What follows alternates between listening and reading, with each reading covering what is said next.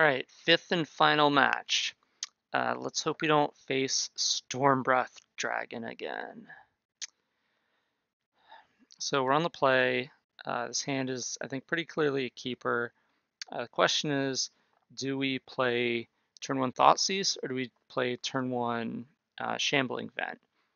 And I chose to play Shambling Vent for a couple of reasons. One, in order to cast Thoughtseize on 1 and Wall on turn 2, we would have to fetch a Godless Shrine, which means we're going to 15 off the Thoughtseize. And if we look at a hand of like burn spells, we're going to regret our life decisions pretty quickly. Also, and more importantly, because burn is only like 5% of the metagame right now, more importantly, we want to be Thoughtseizing on turn 3 because we want to cast it the turn before they are able to cast Collected Company, because there are a lot more decks playing Collected Company than there are playing Burn. And also, just if we don't play the Vent on turn 1, well, we're gonna have to play it at some point, and we're a little clogged on our mana. We want to get these walls out there, so I figured we'd just go turn 1 Vent, turn 2 play wall, draw a card, turn 3 Thoughtseize, play a wall, and then we can play Sorin the following turn with like double wall backup to protect Sorin. So that's why I led with Shambling Vent.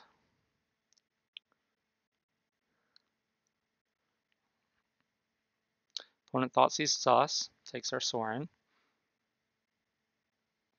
All right, let's just play this wall.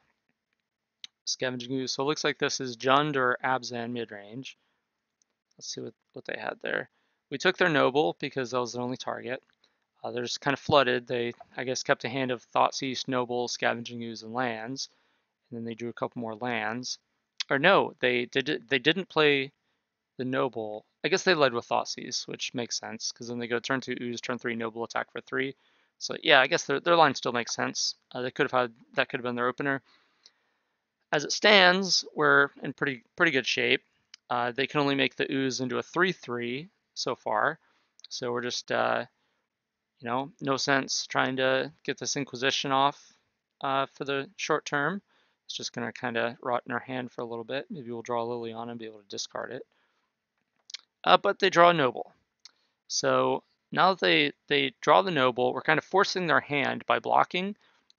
So he could have just taken the damage, and then they eat our wall, or not our wall, but they eat their Noble in the graveyard, which they did, to deal us 4, or we can just, basically sacrifice our wall to gain 4 life, which is essentially what we did. And now we're in a position where we have a couple of options. We can Path to Exile the Ooze, which gives them a basic land, which they already have Forest and Swamp in their hand, so it's possible they don't have any more basics. Or if they don't have a Plains in their deck, which it's also reasonable for them to not have a Plains in their deck, we can, and they get like a Swamp or a Forest, then we could, now that that's their 4th land, and we could tech edge them off white. So we could go Path to Exile your Ooze, you put like Forest onto the battlefield, then we tech edge the Temple Garden, and then we can Fatal Push the Noble, and now you don't have white. Except they have Marsh Flats, so that's not what we did.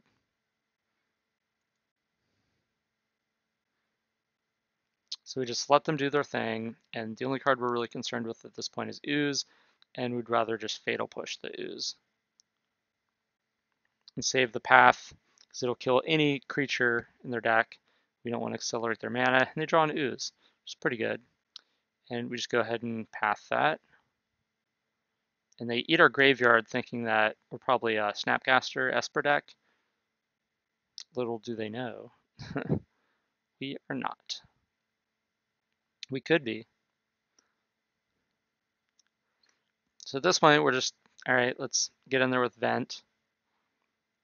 They're basically flooding. We don't have much going on. Inquisition against a flood hand is like not exactly where we want to be. We see that they just have the Catacombs left. Force the Abrupt Decay on our wall that's not doing much. Now we're 1 land away from double vent activation. No sense using our push on the Noble. Definitely use using on the Goyf. If we did it now, in case we draw land, we can activate the double vent. And we don't, but we draw Gideon, which is even better. Gideon. We don't activate Tech Edge because, again, we're looking to draw land and activate double vent. Draw Liliana. Yep. And now Liliana, we can just plus it, get your last card out of your hand, make another token with Gideon, activate Shambling Vent, attack for 4. We just have like 2 walkers, 2 knights, 2 Shambling Vents, and you just have nothing. So opponent's just like, I give up. So the way we sideboard in these kind of, I call these rock X matchups. So there's the green-black version, there's the Abzan version, there's the Jund version, but they're all kind of the same thing. There's some slight differences, and you'll sideboard a little bit differently, whether they have Lingering Souls or Lightning Bolt, Culligan's Command, things like that. But basically, it's the same deck. It's like a green-black mid-range deck with like these cheap, efficient removal spells, cheap creatures like Tarmogoyf and Ooze and stuff that are, inexpensive and utility get bigger real quick. So against all these black-green X rock decks, in this one in particular, I boarded out 2 Inquisitions and a Sorin, and I brought in Elspeth, Engineered Explosives, and 1 Timely Reinforcements. So the Timely is just like, it's not that good, but I basically wanted to take out some of my discard spells because these matchups tend to be top deck wars, as we saw this game, where like the discard spells are great in the opener, but then after like the 4th or 5th turn, they're terrible, and they're like the worst card you can draw. So I don't want to have 6 discard spells in this matchup. I could even see taking out more, but on the draw, I kept in some Inquisitions because it's a way to, it's better when you're on the draw because it allows you to not fall behind. But Elspeth is MVP. Explosives can kill like multiple Tarmogoyfs. And Timely Reinforcements just felt like I could see boarding out. Like if I was on the play, I would probably board out a 3rd Inquisition and board in a 2nd Timely, just because it's creatures. Like if you have Noble Hierarchs and stuff, like all right, I'll just pay 3 mana and maybe play a Shockland untapped and gain like 6 life and play some 1/1s. That's better than a discard spell. You know. So that's why I sideboard that way in this matchup.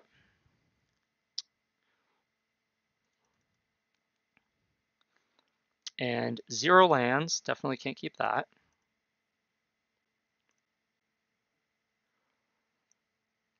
This one's fine. So this is exactly the time we want a discard spell is in our opener. Never again. Like no more for the rest of the game, please. Liliana, okay. That works. I can keep that. In the Inquisition Us, there's only 1 target. Okay. And not really going to be doing much for a little bit. They have the turn 2 Goyf, which is pretty good. They thought sees us, taking our Liliana. All right, well, now the jig's up. They know what's coming. However, here we have a decision. We could Lingering Souls. So I'm not really worried about this Tarmogoyf just yet. I want the opponent to commit more threats. I don't want to just Damnation away a Goyf. And we don't even have the 4th land yet. So I was just like, I'm going to play Lingering Souls and flash it back. And, chump block for a few turns, just buy some draw steps, and hope the opponent commits. Things didn't quite go that way. The opponent missed another land drop, so they're stuck on 2 lands, and they and then we draw Inquisition. We draw Inquisition after our plan. So our plan keeps changing. So our plan originally was to Damnation. But then they thought ceased us, and they took our Liliana. So our plan was to kill the Tarmogoyf with Liliana. That won't work because we don't have it anymore. So our plan then was to just Lingering Souls. And then we draw another Liliana. We're like, okay, well, I'm just going to Liliana. Then it's like, wait, if I Liliana and minus and you just Abrupt Decay Liliana, then it's like, well, I lost my Liliana. Whereas if I Inquisition and I take your Abrupt Decay and then I Chump Block Goyf and then I play Liliana and minus it, then I'm in really good position. So that's why I Inquisitioned here. And this is what I see. And it's like, they have the Maelstrom Pulse and the Abrupt Decay. So I was like, okay, well, I'm obviously not taking Lingering Souls because they don't have white. I don't want to put it in the graveyard. Fatal Push isn't doing a whole lot right now. I could take Scavenging Ooze, but there's no creatures. And I mean, if they draw a land, they could go Ooze and eat my Lingering Souls. Like, that is kind of a big deal. But I'm just going to flashback Lingering Souls here. So that's not a concern. I can play around that way.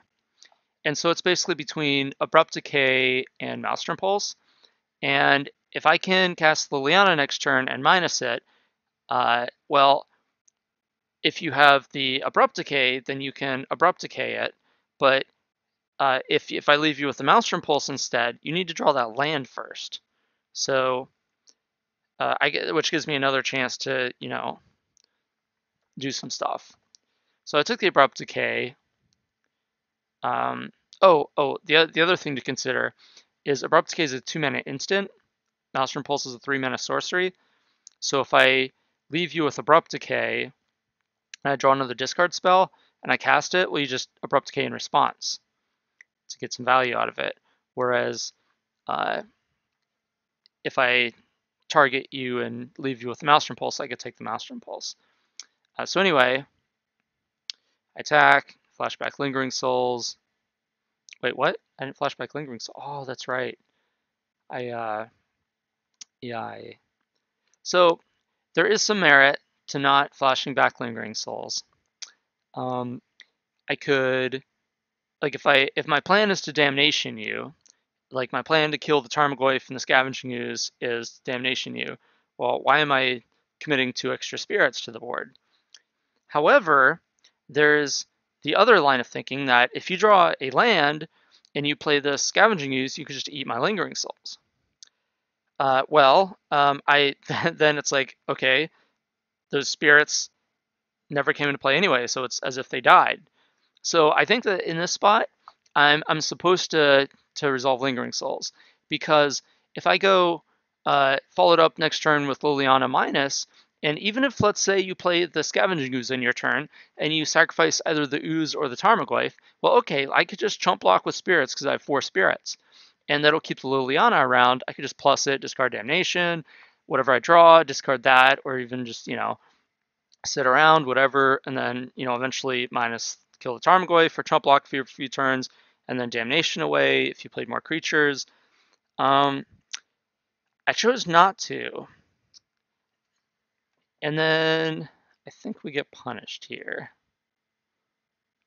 We do. So they get white mana and they eat our Lingering Souls. But we do draw land, so just attack, get a land, Damnation. So kind of worked out either way. Now they play the Lingering Souls. And now we're kind of in a strange spot, though, because, well, they have Lingering Souls in their graveyard. They wisely chose not to flash the Lingering Souls back. And we're at 7.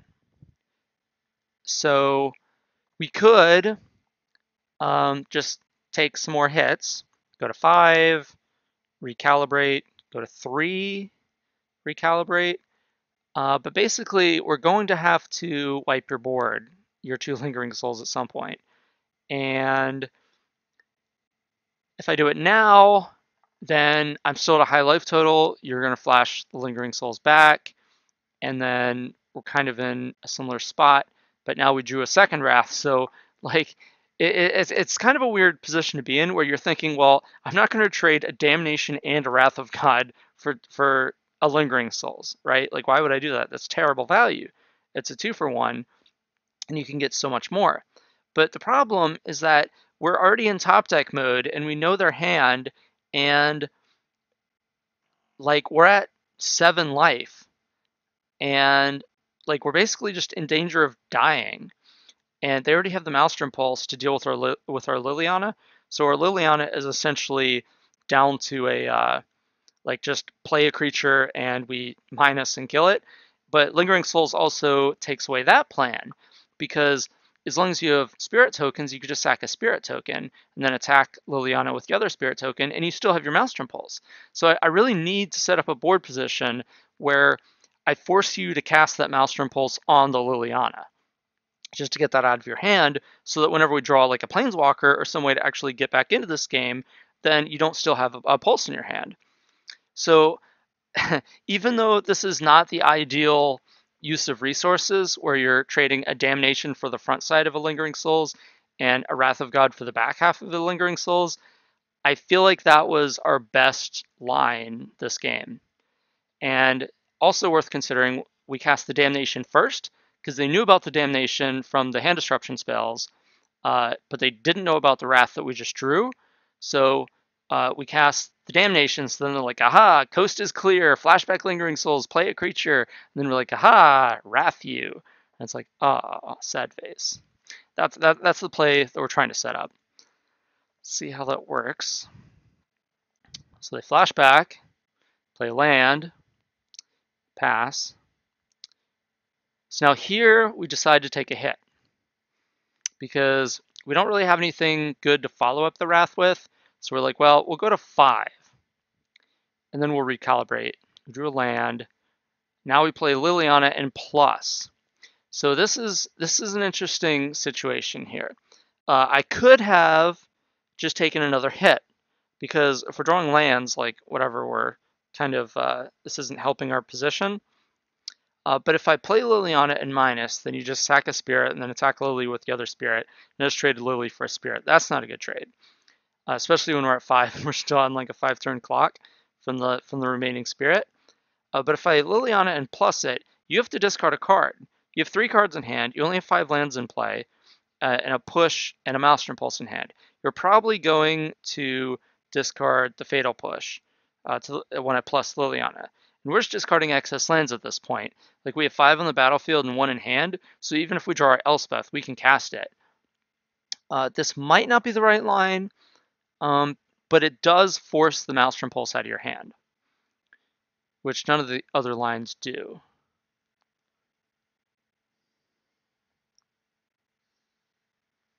So you pulse the Liliana after discarding push. You attack us. We go to 3. You still don't know about the Wrath. And bingo, got that extra creature. Did it. Now we can Wrath you.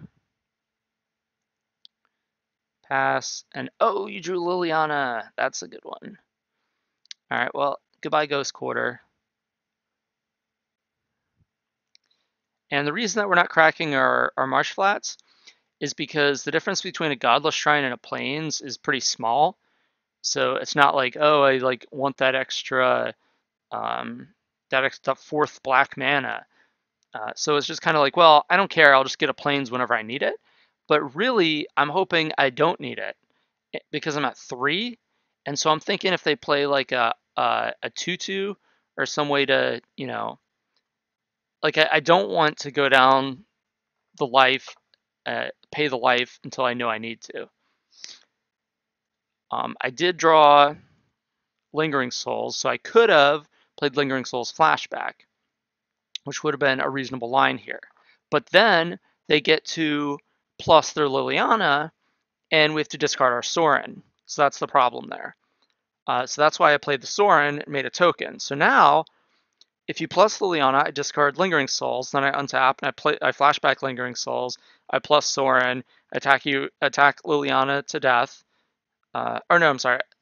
Yeah, I attack Liliana to death with my No, I'm sorry. I'm getting confused here.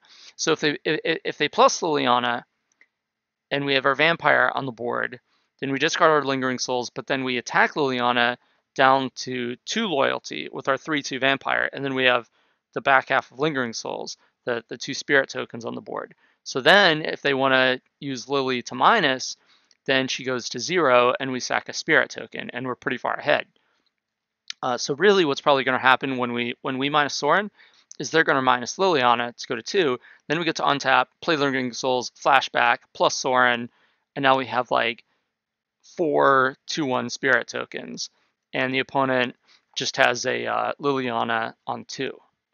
So that's the play I was setting up.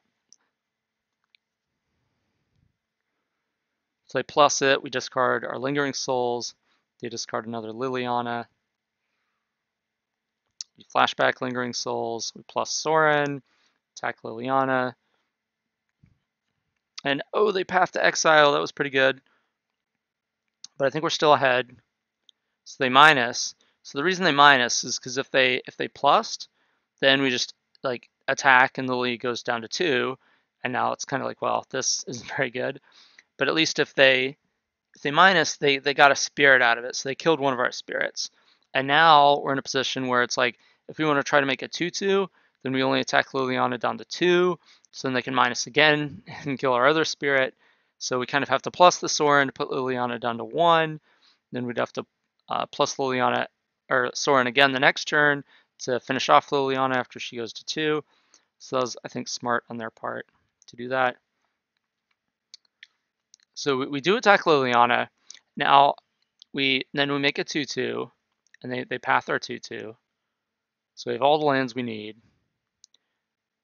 They plus Lily, which is interesting. I think I might have been correct to trade there for them, just to minus Liliana to kill her spirit. I mean, it's not very good either way. I mean, we're ahead because we have the Sorin, and now we have a Sorin and a Shambling Vent and a Spirit, but they just don't have an opportunity now to trade with that Spirit. But they drew the other Liliana, which is pretty good. They could have killed our Spirit now, but then our Shambling Vent would have been able to choose which Liliana it wants to kill. So they wanted to basically, or not kill, they would have been able to put this to 1 loyalty with the Shambling Vent since it's a 3/3 and it would be on 4 loyalty. But then they couldn't use the -2 ability because it would be on 1. So they wanted to do that while they still could. So use the minus ability, lose a Gideon, which is pretty cool, pretty good for us. And then they get back Grimflayer because they determined that is more important than a Tarmogoyf, which I think they're right. It's a 4/4 that the triggered ability is pretty relevant, and so is the trample. So that's what they did there. So now it's a game. They have a pair of Lilianas and a Grimflayer. So we activate Shambling Vent. We plus. Now we're not attacking with Shambling Vent, and a lot of people they don't think about that kind of play. But Shambling Vent retains the bonus. So whenever it stops being a creature at end of turn, then it's like, okay, cool, like I'm not a creature anymore. But then when I activate it on the opponent's turn, it regains those abilities. It's like the Mishra's Factory thing from back in the day. So I did that just because I'm not doing anything else with my mana. And so if there comes up a weird situation where I want to activate Vent on the opponent's turn, I can do that. So I could, like, for instance, activate Vent. If they attack Flare at Sorin, I could block, and Sorin could go to 2. But that's not what I'm doing. But I'm at least threatening that. And I'm at 5. So I mean, who knows? They could like play some spell that makes Grimflayer bigger or something. But anyway, so I am attacking that Liliana because that one could just kill the spirit on the turn. The other one can too, but then they lose their Liliana. So that one is the more important one to attack. I gain some life and go to 7. They have me discard. And I kind of baited them into that. So I didn't want them to sack to kill my spirit. I wanted them to have me discard. And if I'm holding a card in hand, I think that baits them. And the second Ghost Quarter is doing nothing on this board. So, I mean, I could have played Ghost Quarter and tried to like Ghost Quarter their planes and their Temple Garden and hope that they don't have another white, which, I mean, that might have worked, and just take them off white. That might have been the better play there. But my thinking was I want to save my Spirit token. So they attack me instead of Sorin, and they put one card in their graveyard. It's Thoughtseize, so they kept two on top. Untap and draw. Ooh, Path to Exile. That's a good one. So here we plus Sorin, and now Lily's on 2 or 3. So we attack Shambling Vent at Liliana, 2 points at the opponent, and now the opponent put 2 cards on top of their library from Grimflayer. So they're basically not going to search their library when we path. But we're going to do it on the turn anyway, just in case. We path their dude. They don't do anything. Not sure what they drew there. But then we have Liliana. We're gonna, since we're about to act out our event, it's probably a removal spell that they're trying to deal with this Shambling Vent. Let's try to stay alive. And we're like, all right, Liliana plus it. And they're like, yep, that's the path to exile. I guess I'll path your Spirit token. Then I'm like, all right, activate Vent. Make a 2/2, attack you down to 6. Now you're dead of lethal on board. I can just activate the Vent, plus Sorin, attack with both, and I'm going to plus Liliana pre-combat. If you have a card in your hand, so that if it's a removal spell, you have to use it in response. And if you play a creature, which is probably what happened, they probably left creature and path on top, so they could path their card and then play a creature, and our Liliana just thwarted that. So anyway, yeah, this is a reasonably close matchup. It's a typical like mid-range type mirror. But we have Wrath of Gods, which I think is a decent size edge because it means anytime that we're behind, it can catch us back up. So we can really punish the opponent anytime they overextend, whereas the opponent can't. Like their removal spells are all kind of 1-for-1s with like Fatal Pushes and Path to Exiles and stuff, and their creatures are able to be traded 1-for-1 with like the Tarmogoyfs and stuff like that. Whereas we have more planeswalkers that produce tokens. So it's not a huge advantage. We're very similar strategies, but I think we are advantaged in this matchup. And then especially if we have Elspeth. Like Elspeth is kind of the best card in the matchup. Didn't see it, but I guess we actually didn't need it. So yeah, this deck, it's pretty sweet. As long as you don't face Stormbreath Dragon, then it's pretty good. And even if you do play against Stormbreath Dragon, don't waste your disenchants. So yeah, try this out. Hopefully these videos were instructive and you learned a few things. And Words of Control, classic Craig Wesco strategy.